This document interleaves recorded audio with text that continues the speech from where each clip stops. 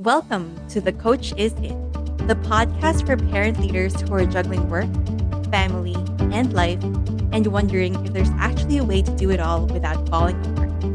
I'm Irene, a leadership coach on a mission to bridge generational gaps and bring fresh perspectives to the challenges parent leaders face.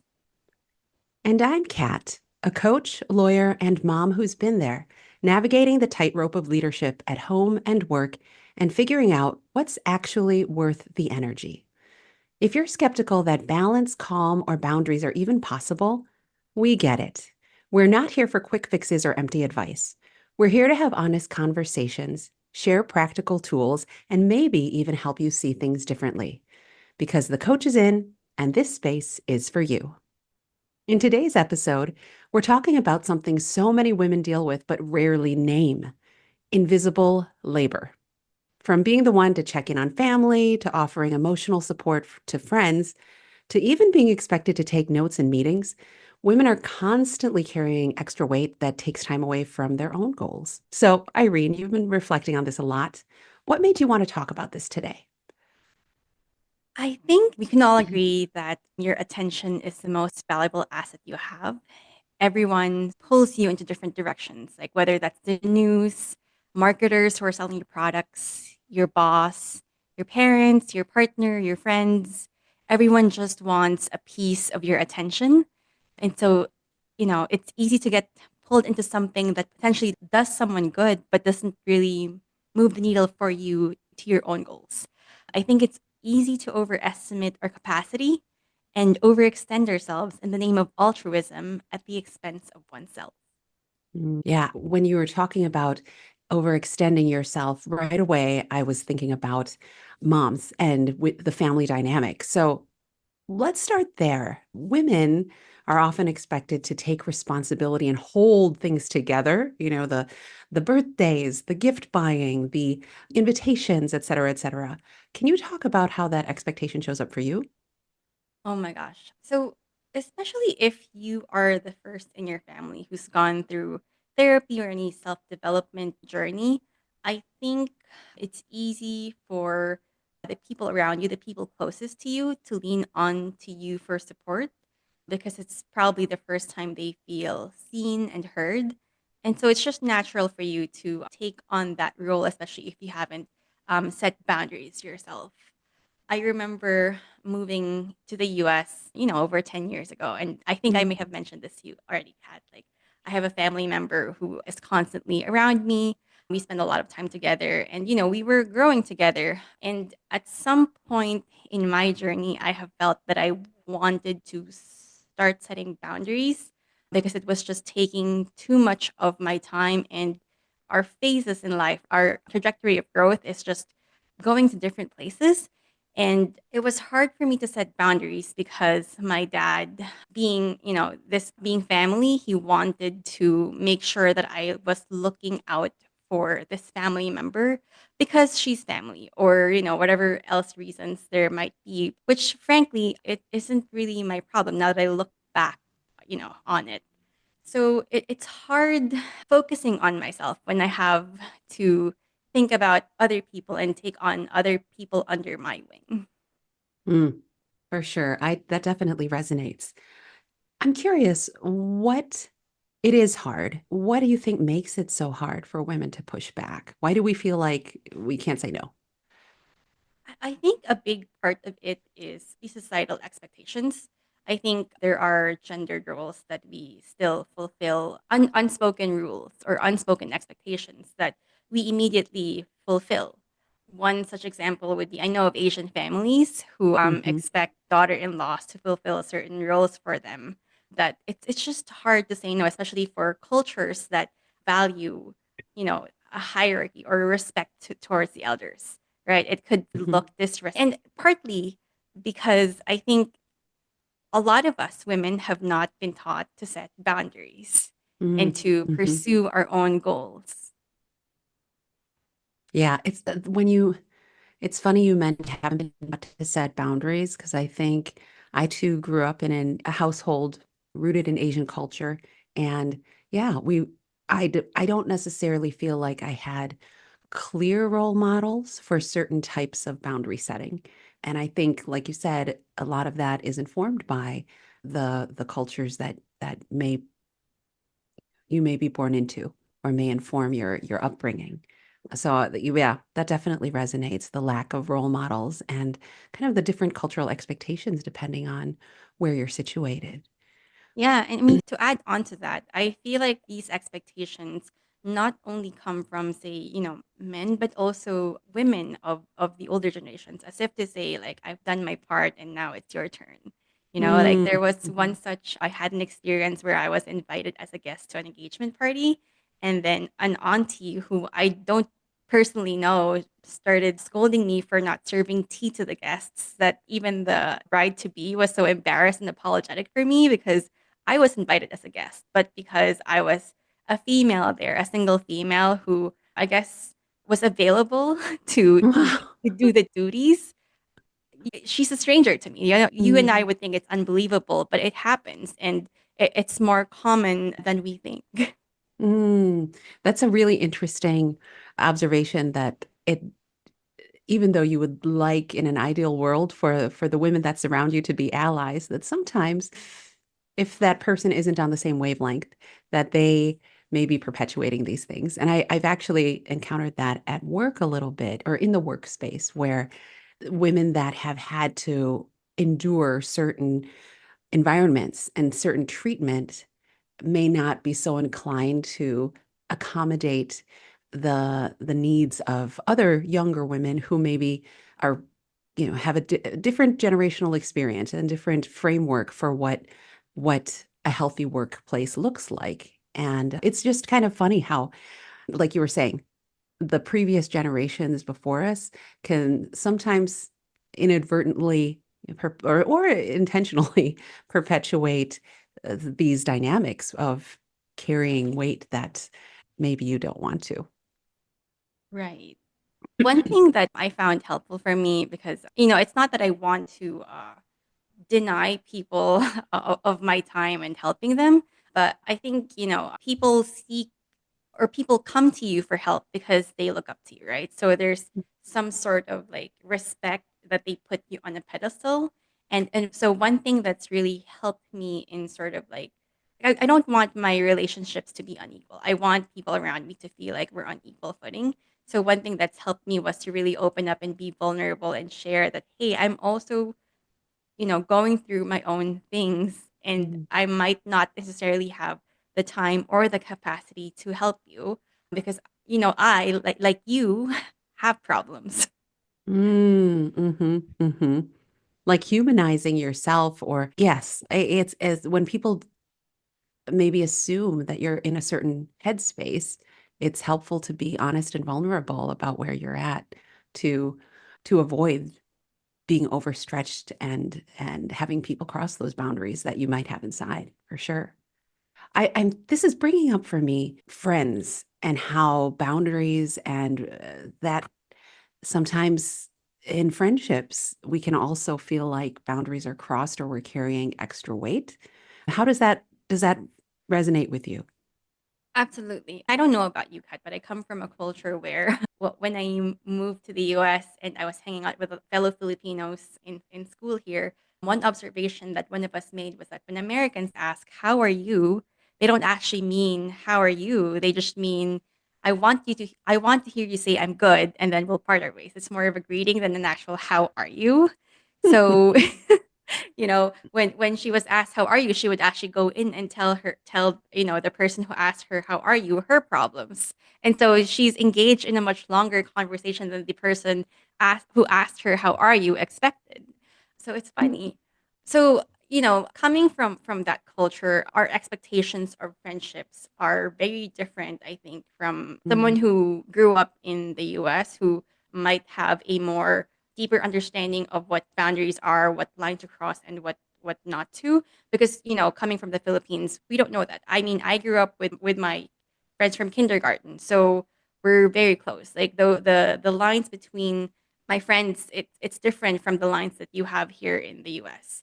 So one thing that I have learned is that sharing your problems or venting doesn't actually help either of you, right? Because one thing we've learned in our coaching program is positive resonance, which is that when you share positive emotions with someone, you both experience that, right?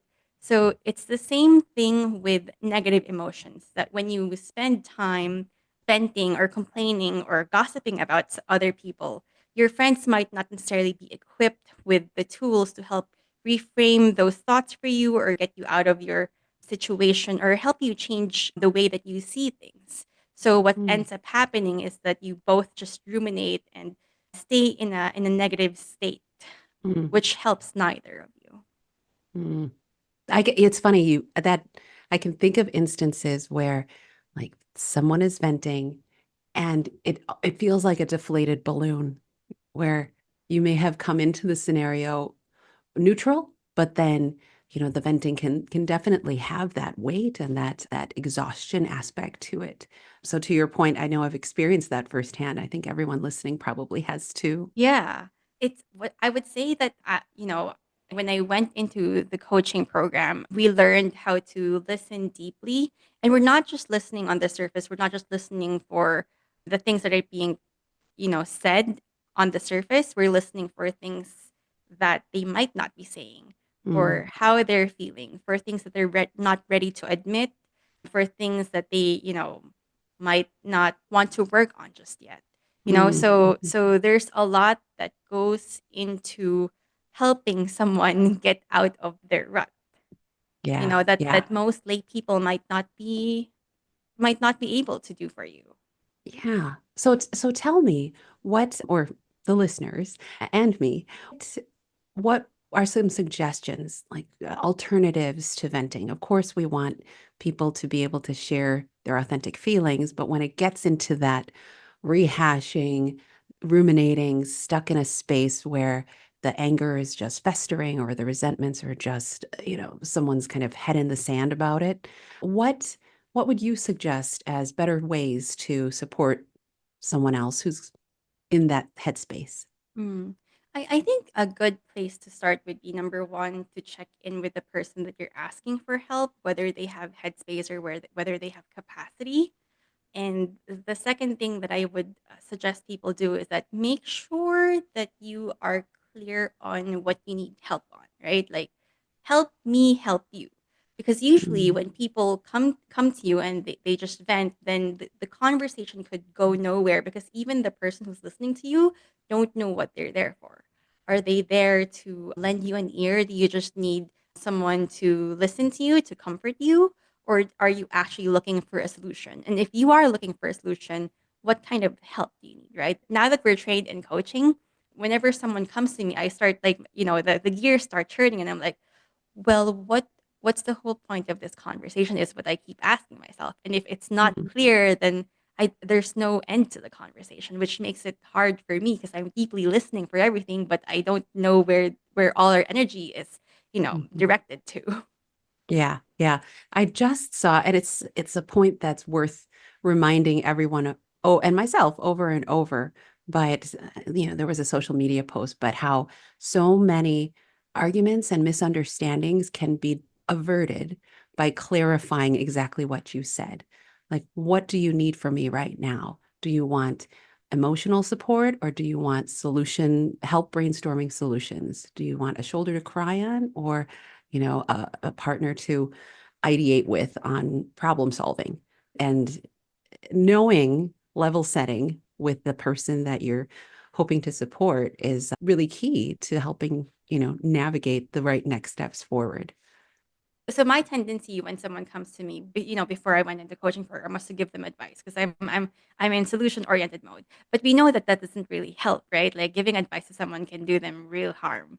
But because I didn't know what I was there for, I tend to, like, just spew out like generic advice. Yeah. So true. So true. Now, what if, like, do you think that there's a point where additional tools or resources might be needed beyond like do I want us like, do you want a shoulder to cry on? Do you want like what are some additional, I guess, tactics you might put into play once you are in this, okay, this person is open to receiving some advice or problem solving.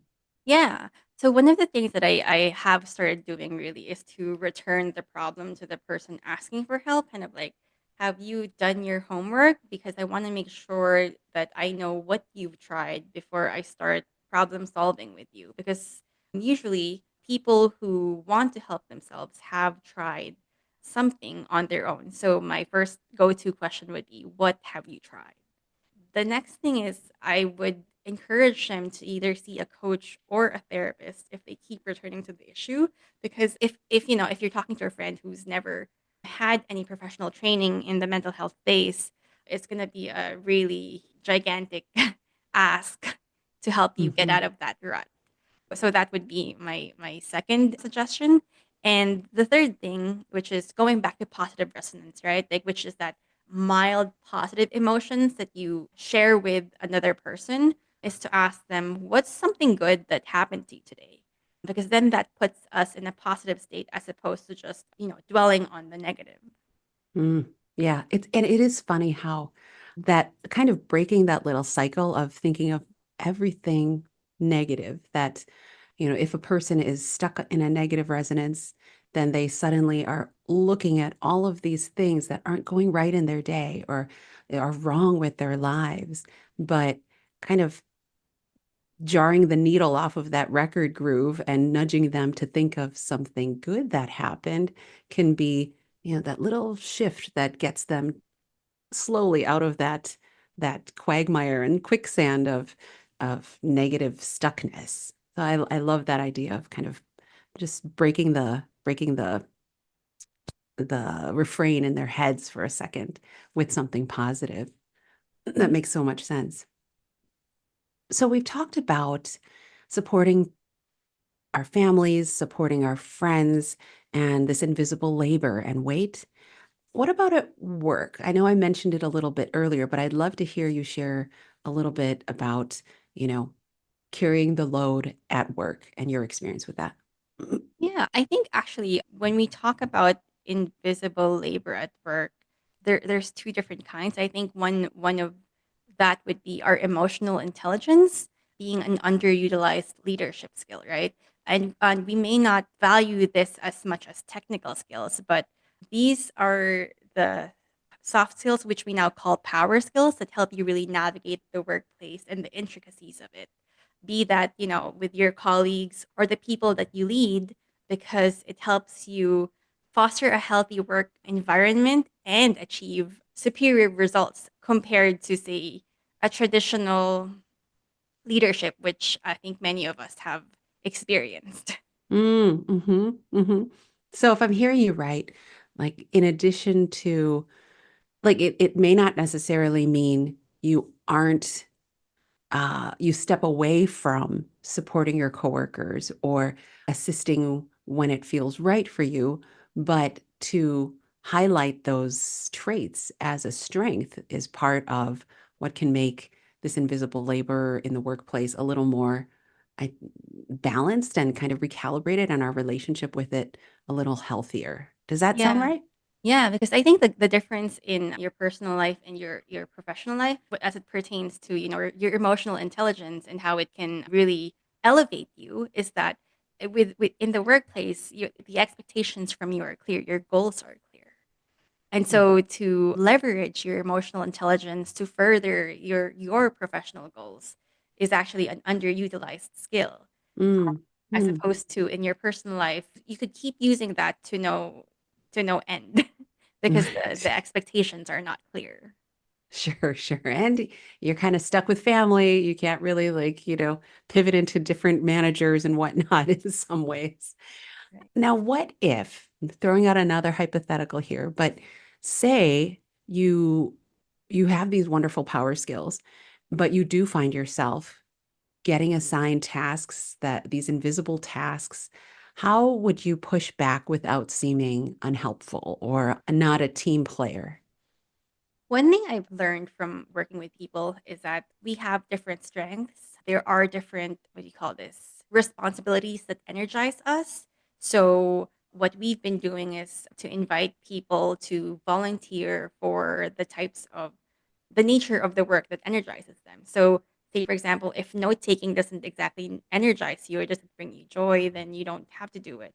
Give it to someone else who might actually enjoy note taking, right? But the point Mhm. here is that you're not just taking on a responsibility just because you're a woman. Mhm, mhm. Good. The other way that I have actually learned also is to use your humor, right? Like you can call out something without being rude, but you infuse a little bit of humor into it. Like Mm. say, I was assigned team mom again.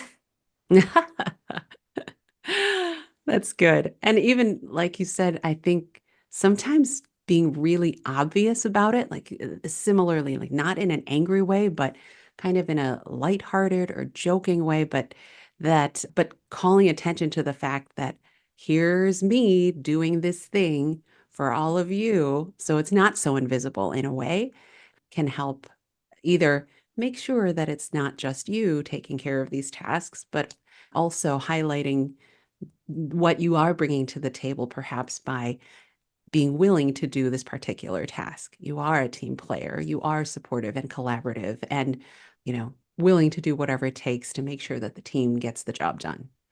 Right. And if those don't work, then you could also say like, we could rotate the roles so it's distributed evenly amongst the team members and Mm, not one person is taking that role for the whole time. yeah, great suggestions. So there's so much in this episode that I think I will be digesting for quite some time. But some of the high points that I came away with.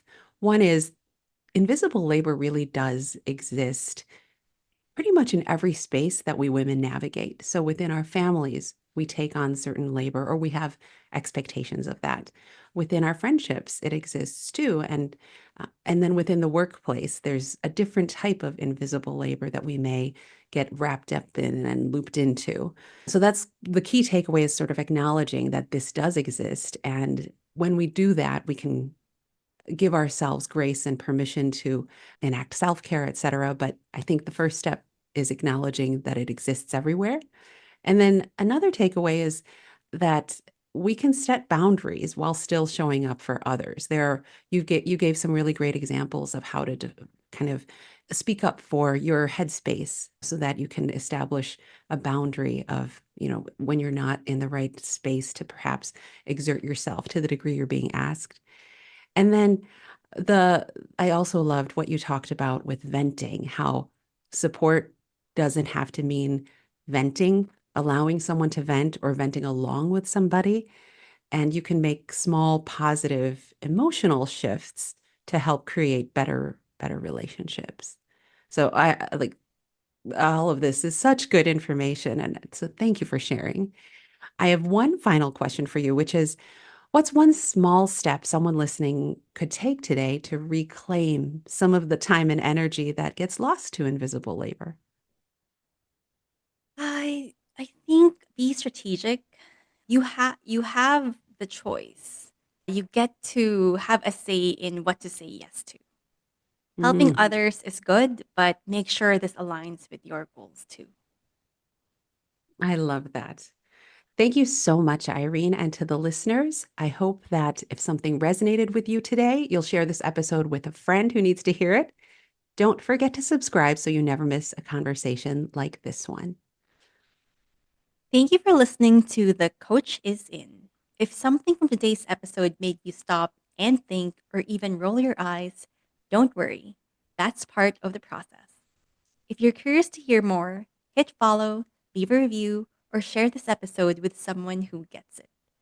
Remember, we're not promising perfect answers, but every small shift can make a big difference. Until next time, take care of yourself. The coach is in, and this space is for you.